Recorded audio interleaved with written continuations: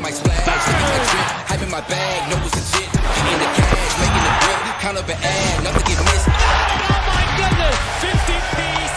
There's never been anybody like him. I'm on the road, got a surprise, I'ma make them say whoa. I usually let my play do the talking. Steph Curry with the shot. Steph is chasing history tonight against the Blazers. He heads into the game needing 16 three-pointers to surpass Ray Allen's all-time record. Curry's career high for threes in a game is 13. Steve Kerr had this to say: I think Steph in a lot of ways is like Michael Jordan because there's so many moments that stand out that they all kind of bleed together.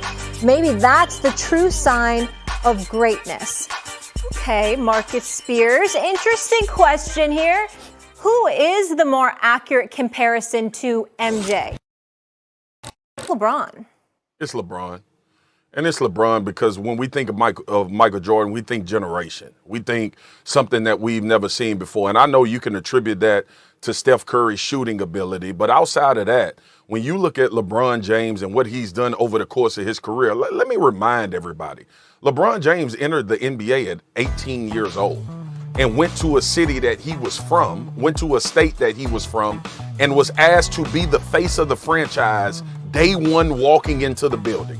That's something even Mike didn't have to do immediately in Chicago. And then when you talk about the ability not only to stay relevant, continue to get better, but also stay clean throughout the duration of his career. I'm talking about off the basketball court. You talk about a generational impact that LeBron has made. There is a generation of guys right now, of young men and young women that will forever be associated and tied NBA-wise to LeBron James. Now, everybody can't be 6'8", 250, and everybody doesn't have the physical attributes that LeBron has. But when we start flinging that word greatness around, and you can absolutely shoot that over to Stephen Curry.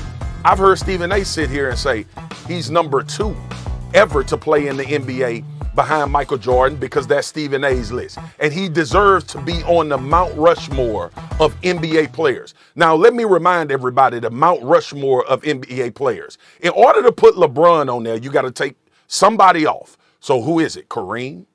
Is it Bill Russell? Is it Wilt Chamberlain? Is it Kobe? So the fact that we have LeBron James and Michael Jordan, and when we have this conversation, and a lot of people don't want to admit it, there is so much legitimacy to the argument of who's the greatest of all time that it creates hate and disdain within the argument. We will never get to that point with Steph Curry when we start talking about him in comparison to Michael Jordan. It will never be a visceral reaction when you hear somebody say Steph Curry is like Michael Jordan. But let them say LeBron James is the GOAT. Or put those two in the conversation when you have men in the barbershop or women talking to each other or men and women talking about this particular situation. LeBron James and Michael Jordan comparison will always be the one that we talk about.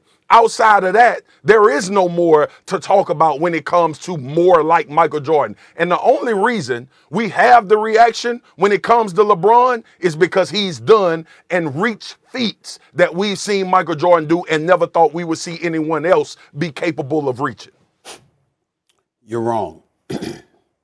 And the reason why you're wrong is because you're not answering the question appropriately. The question is more like Mike. Mm-hmm. We're not talking about who's better. I have LeBron James number 2 all time in the history of the sport. That's with Kareem Abdul-Jabbar, that's with Bill Russell, that's with Kobe and Kevin Durant and the list goes, Larry Bird, Magic Johnson, the whole bit. I have LeBron James number 2 all time. Mm-hmm. That's how profoundly great he is. And I want to say this.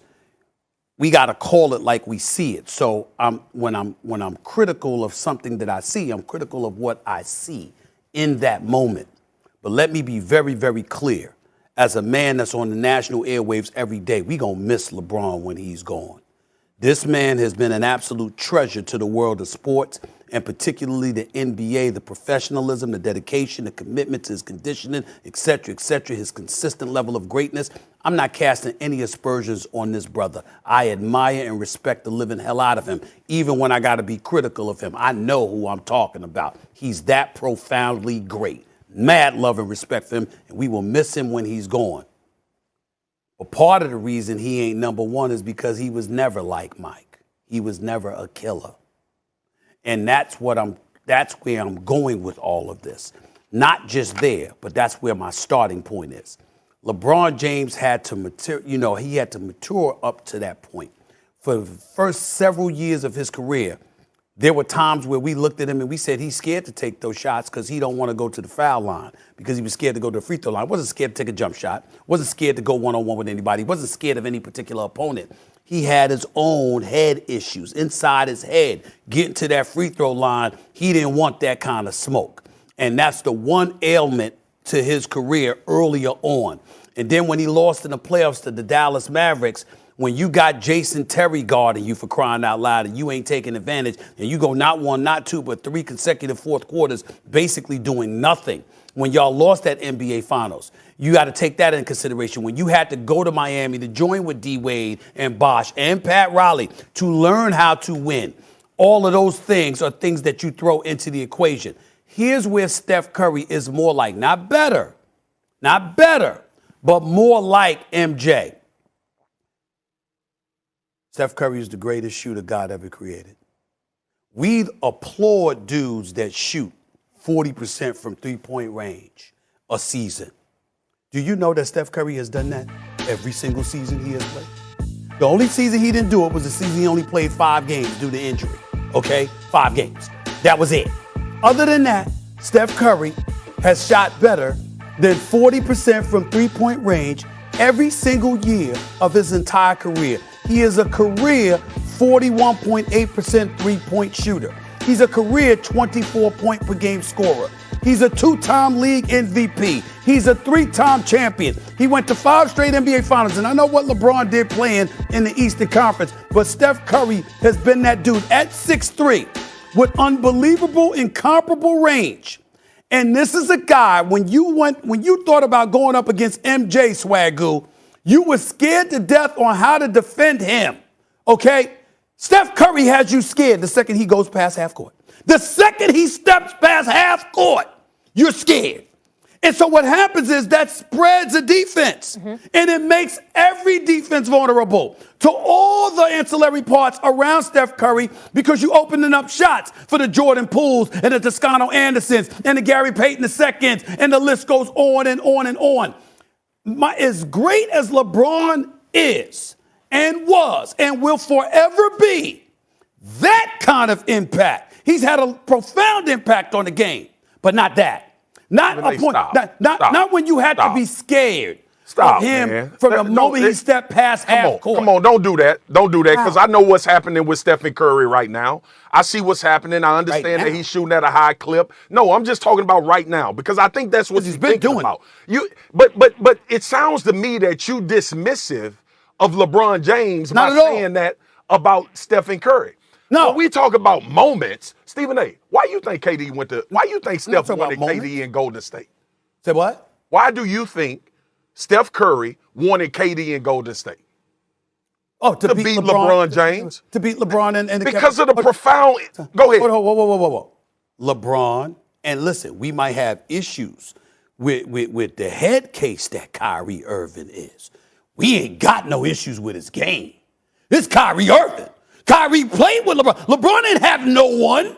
LeBron had Kyrie and Kevin Love. But let's not forget that now. But S.A., what I'm saying is, if Stephen Curry is the guy that you just finished describing, right, okay, and you've said on this show a number of times and talked about how Jordan took the hard way And it took a long time for MJ to get past the Pistons. And he Okay, went through the beating and the bruises of doing all of that. My point is this. When you make those points about Stephen Curry and more like Michael Jordan, you dismiss the fact that LeBron James is the only guy that's ever been in the conversation for being the GOAT. I'm not dismissing that. I acknowledge prior to bringing up Steph Curry what LeBron James brings to the table, and he's number 2 all time. I'm just saying to you, when you talk about comparisons to a Michael Jordan and the effect that you have on the game offensively, the range that Steph Curry brings to the table 100%. And how it compromises an opposing defense is a very, very, very profound thing. LeBron James has been a streaky shooter, but he's never been a great shooter. He certainly has never been a great free throw shooter. Steph Curry makes 90% of his free throws for his career. I'm just saying you got to take those things into consideration when you talk about the impact that a guard or somebody with the ball in their hands has on opposing defenses. And that is comparable to MJ. Okay. That's what I'm saying. Okay, so let me ask you this question, all right? Because I like to go through this history. We all know Steph Curry is the greatest shooter in the NBA. The numbers tell it to us, and what we watch tell it to us. But ain't LeBron a 28-point career average in the NBA? Yeah. Ain't LeBron a multiple-time MVP? Yes. And a multiple-time champion NBA Finals? We ain't say better, Marcus. We ain't say better. We just talking about impact on an opposing defense in comparison to Michael Jordan. It's a little bit different. That doesn't make him worse. Steph did beat him 3 or 4 times in the NBA Finals. It doesn't make him worse, Marcus. I'm not saying he's worse. That potential history-making matchup is tonight on ESPN. We can't wait for that. It's Portland Warriors. And I hear you got a hot take on Dame coming up a little later in the show. I always have hot takes, but I got to talk about Dame. We got to talk about Dame. Dame All right. Dollar. Well, We could y'all have talked stay about tuned that for the rest of the when hours. we come back.